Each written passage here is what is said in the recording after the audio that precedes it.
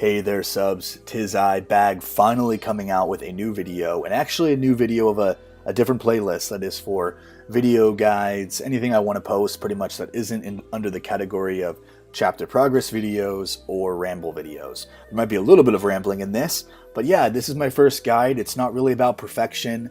It's not about a 99 farming guide.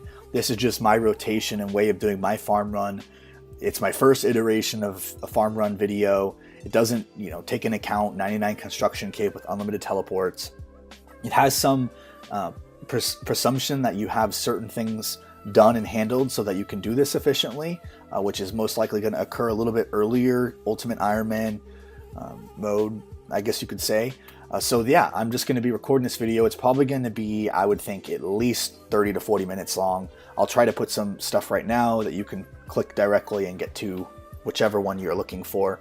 But this is a full farm run, so when I say that, it presumes that you are also intentionally trying to obtain coconuts and cactus spines, as well as potentially doing your Belladonna Cave Nightshade runs. And when I say full farm run, this is the run that I do 2 times a day, and then I do, when I am playing throughout the day, every hour, I do an herb run, which does not account for some of the things in this.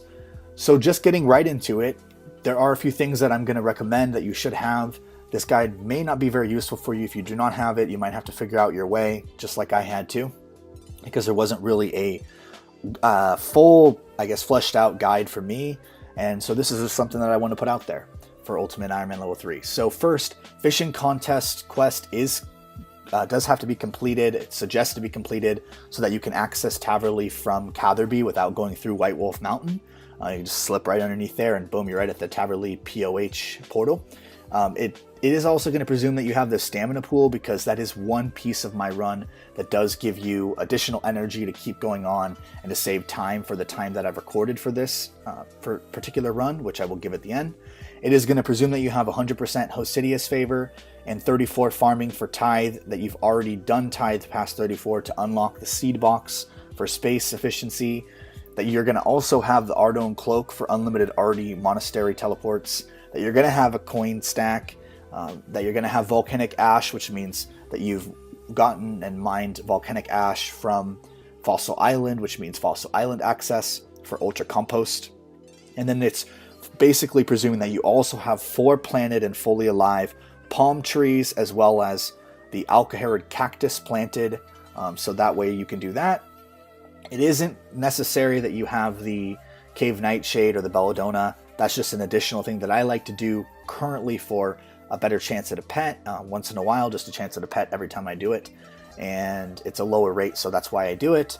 And it's the only tree necessarily that I can, or plant you could say, that I get a chance really every single day for a pet. Now, that being said, there is in this run no wood tree, check health, a full, farm run. And yeah, or maybe I'll post a video later about it. But anyways, so it's not going to count for if you're chronicle teleporting to go to the Varrock to check your wood tree there. All of your fruit trees will be utilized that you can as level 3. Every single thing that you can use will be done except for standard wood trees, but I will mention them as we hit those different spots. So that being said, there's a couple of things that you're going to want in this particular setup that at least I have. And that's full graceful for runs. I'm not using it in this clip because it's inefficient for me space-wise. If you're going to be pulling out your graceful set and farming set, at some point just to do this run, then it's going to be a lot of time wasted. So personally, since I'm doing thieving right now, I do thieving and then I start my run. But yeah, so that space-wise, it's just not efficient for me. If I were training a Jill or doing tithe farming, I would have it on. You'll want an Iron Axe if you desire to do Birdhouse runs. Chronicle is a must, and Explorer's Ring 1 from Lumbee Easy Diary if you can, for 2 free 50% energy boosts per day, which is really great if you're not 99 agility with the agility cape and you just want to have that extra boost. As for Ultimate Ironman, we can't store all of our graceful minus the, or store just the cape in our POH, so having the agility cape is nice for the boost, but it's nice to have the Explorer's Ring instead, which comes from Lumbee Easy Diary. We'll reveal each patch as we hit it. Keep in mind, this is a full run again, like I said, not just an herb run, and I am timing. So the first thing we're going to do is we're going to hit the Ardi allotment patch. This is presuming from what location I usually start at. Maybe you'll start out from a different location and you might start rotating this a little bit differently. But the first thing I do is grab my limps, which could be, your flower patch, whatever you want to plant there. And then I grab my supplies that I need, which include my magic watering can, which is something I also would suggest from Tithe getting. Just makes it a little bit easier to not have to fill watering cans ever, pretty much. And you can easily just do one game to refill it.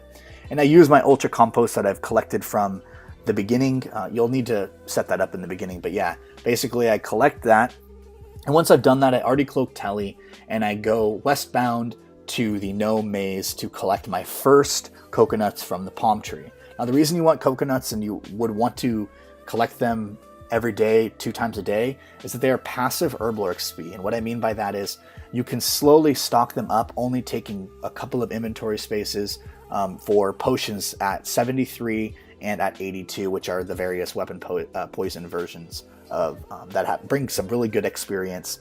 And again, they don't take up much space or require herbs or anything. So definitely hitting the gnome maze palm first. Make sure that you have successfully planted other fruit trees before your palms. When you get those palm seeds, that you can 100% confirm that your palm is going to survive by paying whatever NPC is at that location. You're always going to get 6 coconuts, so I use those coconuts and then I teleport straight to Artie using the Artie cloak once again. And right here's where I grab my white berries. This could be white berries, this could be whatever berry patch, item you have. Sorry, I'm also not feeling that good. Eventually this will be not white berries for me, it will be poison ivy berries. But this is where I get the first, I guess you could say, berry patch. And I just note them right there. I also, right here, just because of inventory space, I want to make sure that I have at least 15 open slots. So in this case, if you have a cluttered inventory, this might be a little bit problematic for you to create what you need for ultra compost or super compost if you don't have access to Fossil Island or volcanic ash. But I basically make sure that I have at least 15 spots, and then I run to the Artie dock. And I take that Artie dock to Brimhaven so that I can get to the Brimhaven palm tree. So this is the second palm that I hit at Brimhaven. I collect all 6 of those, and then at the charter, right at the charter dock, which I run back to, I actually buy as many pineapples as I can right here. And then I also, as I take this to Catherby, if there's none on that specific dock, I don't hop. I just go to the Catherby dock by taking the charter ship, and then I buy some more to get the last 15 I need. You can have noted pineapples if you want and unnote them at the bank. That might be easier if you have a really limited inventory space, just to pre-collect pineapples by doing the method of buying them here, using them on the Tool Leprechaun in Brimhaven, and then repeating that process till you have as many as you want. So the first thing I do is I open up my compost bin and I use volcanic ash on my super compost bin. The reason I do this versus individually creating ultra compost is you actually save on your volcanic ash. I forget how much it is, but when I did the calculation a while back, it made sense that I would do this more because I would actually save on a couple of volcanic ash. And if you've never had to mine volcanic ash, you'll know why I did that. So that's what I do first, and it basically makes the entire bin an ultra compost bin. What I do is I drop all 15 pineapples right there. I collect my flower patch, in this case limps, and then I note them. And I exchange for getting the buckets from Tool Leprechaun so that I can fill those buckets with ultra compost. I even do a little specific, I guess not tech manipulation, but you can click on the buckets and back and forth on the compost bin to actually collect faster. You cannot do this when you put the pineapples in later, but basically I do that real quickly, and then I use one of them on the way back on the flower patch since I've already collected the the limps from it. I get basically I turn the buckets right in, and then I go back, pick up all my pineapples, which hopefully nobody has seen or picked up by then, and then I use those on the bin to get the next cycle started. Pretty much then I plant my flower, seed, and herb just like I would at any allotment. I don't do watermelons at any of my allotments. I put them there just because I like the way they look, but I just think it's a waste of time and I don't want to sit there and dig them up just to put them in there. But if I did have to, I could use a couple of those, I think, as combination for super compost if I came in any kind of jam, but they do not regrow, so that's why. So then I hit the Catherby palm tree. Reason for this is, I know that I'm going to eventually go to my POH. I'm going to run low on energy, but I want to hit the third palm tree and fruit tree, and that's Catherby palm. It's a little bit further out, and you do have to run back north to get to the fishing contest. So if you want to do that before you head to the allotment patch, you can do that as well. I don't know why, I just like doing this. Because I guess because I have the pineapples in my inventory, but if you had noted pineapples, you could just do this first. Then I take the fishing contest pass underneath White Wolf Mountain to Taverley, where I have my POH set up at the Taverley POH portal. And if you have no con cape like me, then yeah, this is the best way to get to my POH during the middle of my run. If you have a con cape, then you can pretty much teleport to any of those locations unlimited without any issues. And if you had a glory, you could even use that to get to other specific locations that you'd like. So pretty much that's where fishing contest comes in. And then I fill my energy in my POH. This is where I presume that you have a stamina pool.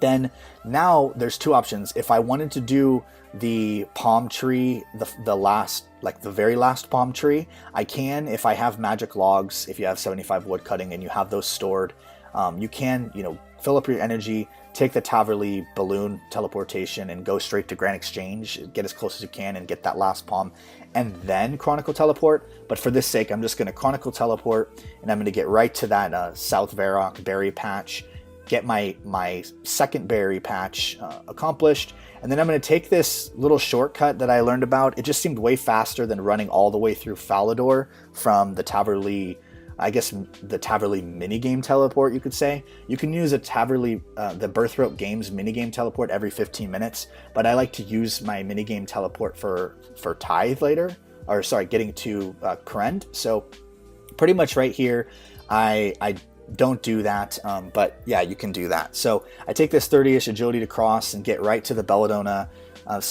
plant spot, which is in Draenor Manor, and you can you cannot use the Cave Nightshade to note that, unfortunately. It is because they're untradeable, although I think it's a farming ingredient and it doesn't really make sense that it shouldn't be notable to me.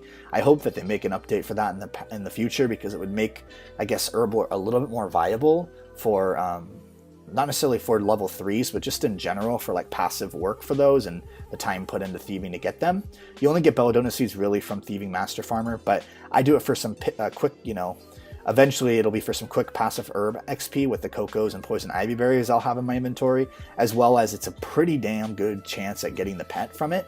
And because I have a lot of things that regrow, I don't get a lot of check health opportunity for a pet chance, a low, or I guess a high chance at the pet. And because I do hope to at some point get the pet, this is my outlet for obtaining it for now. So I just drop them, and then I move on to the Falador allotment patch. And here's where I, do the same thing as usual at any allotment patch. This is the second to last allotment patch.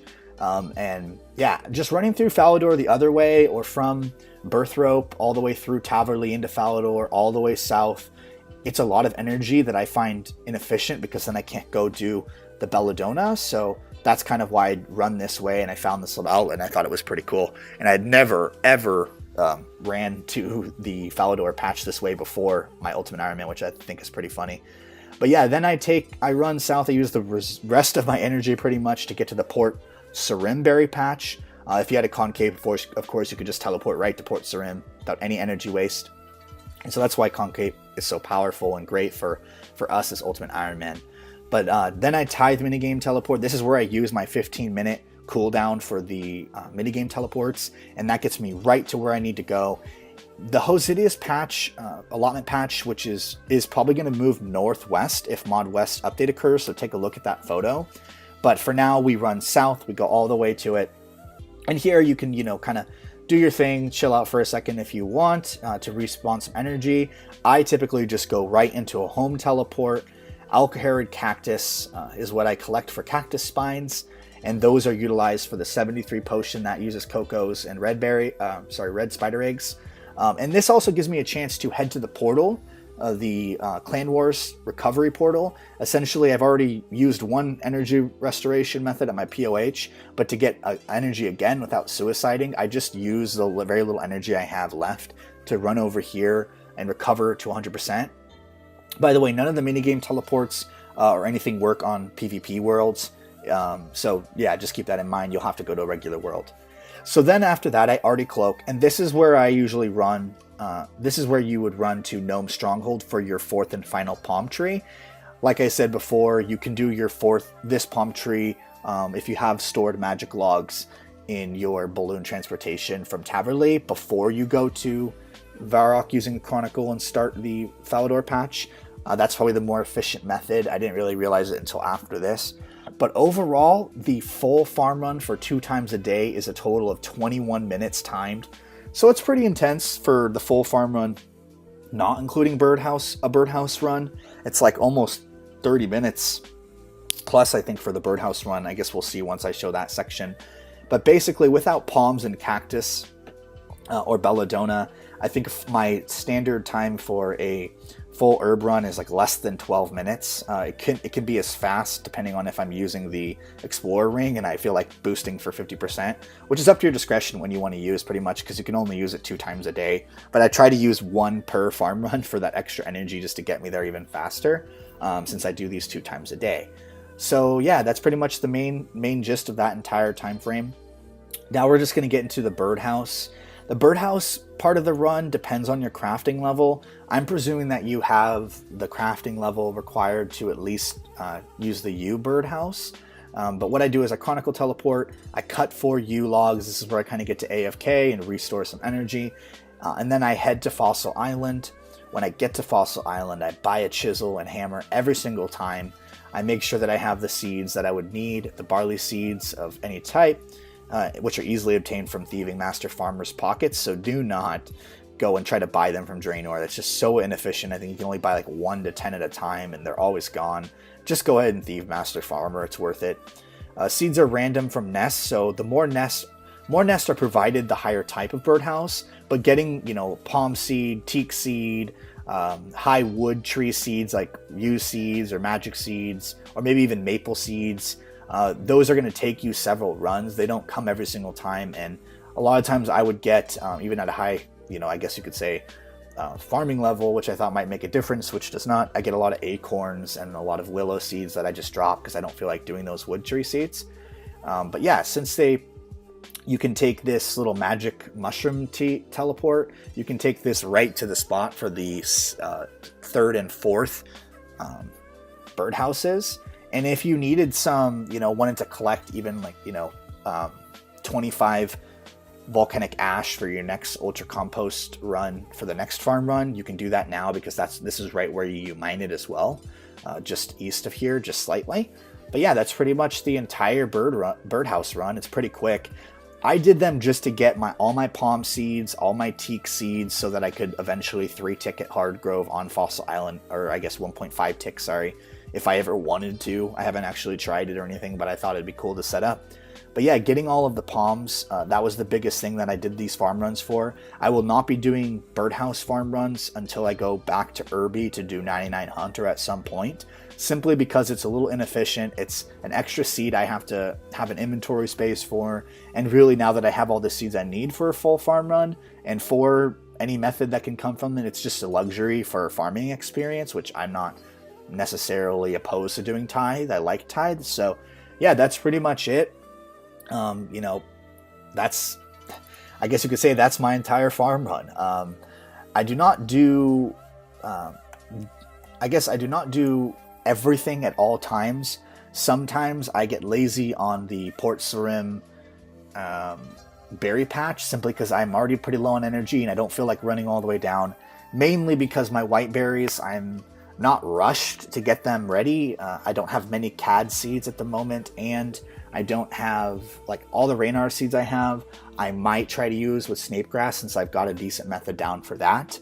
But that's pretty much the main reason why I'll skip that particular part, because I'd rather just go straight into the next section, or the next part of my farm run. But overall, you have 4 allotment patches, 4 fruit trees that you visit, 3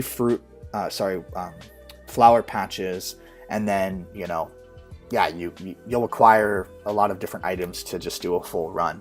But yeah, this is pretty much my farm run. I hope this helps any of you guys out who are starting Ultimate Iron Man level 3 and are kind of wondering what a run would look like. I know this video is extra long, and I tried to speed it up as much as possible, but I do appreciate you guys. Just a heads up, we have lots of good content coming. I'm currently working on Progress Vid, I guess, Chapter 5.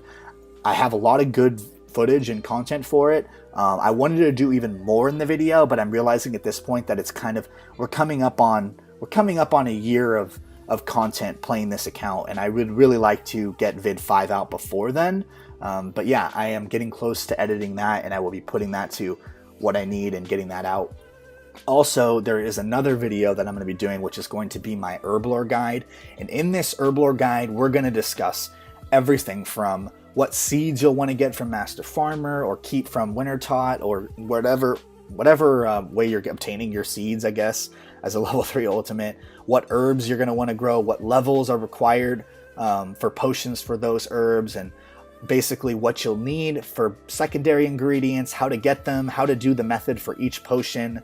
And we're going to hit everything from, you know, energy potions, regular restore potions that are like requiring level 22, to Torstals at level 78 with Janker berries and making Zammy brews, which is an unlikely but plausible still method. So there's a lot of opportunity that's opened up also with herblore because of being able to note potions. But that herblore guide is really just something that I want to put out there simply because as a level 3 ultimate, that was something that was very intimidating to me. Putting out, or I guess doing herblore. I kept it at like 20 for a long time, and I would only get it up essentially just so that I could 3-tick manipulate, which I ended up going with teaks anyways, teak and knife for 3-ticking manipulation. But yeah, it's awesome. I think that it's going to really help you guys out who are kind of wondering what herbs do I store, or what seeds do I store in my seed box. I like to keep my inventory as clean as possible with like one herb at a time. So I'll do thieving in my farm runs, farm those herbs of one individual seed type, clear out one part of my bag and put another seed type in there, and I try to keep the seed box fully stored and as little seeds in my inventory as possible. And those herbs that I complete, I like to do the herblore training right after I finish that seed type, whatever potion type it is. So I have recorded potion making for prayer potions. I'll be making content for this herblore video for making energy potions at Narda with chocolate dust. I'll be doing agility potions as well. And basically right now I'm only 65 herblore, but I should get 66 herblore soon, so I'll also be able to make some super defense potions. I've already got some content from making super attack potions, which are really super easy. So yeah, I'm just going to be continually making some of the videos I can for that. I've got pictures from shout out to Level of Thrust for some of the higher methods, which is great just because we need to have some content and context so it helps people out. But I really am excited to post that for you guys. I will be trying to get that out here probably within the next couple of weeks, if not sooner.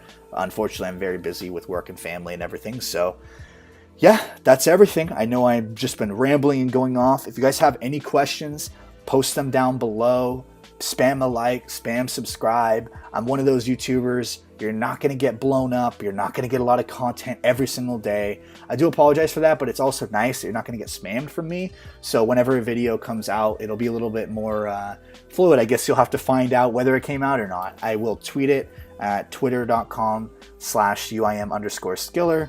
I also stream once in a rare while at Twitch, which is just UIM_skiller as well.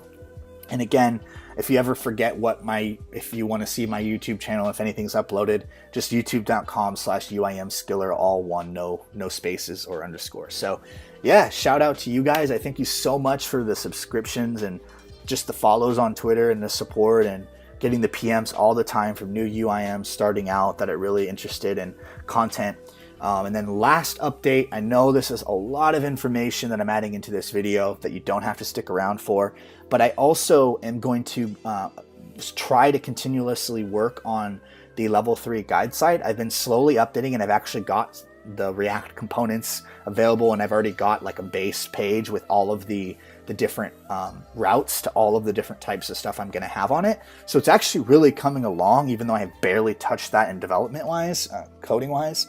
But yeah, so I'm going to keep working on that. I'm going to start putting little things into it here and there, and I am really hoping to at least release it for Ultimate Iron Man. I would like to add, regular Iron Man, Hardcore Iron Man, regular level 3 and maybe even someday just 10 HP methods for this site, level3cb.com. But for right now, I'm going to focus on Ultimate so I can get out the content. And as my account progresses, I will be able to put more out there. So keep a lookout for that as well. Again, all updates will be on Twitter. So thank you guys so much. I appreciate you. I hope you guys are enjoying your day. Thanks for chilling with me, and hopefully this guy was helpful. Peace.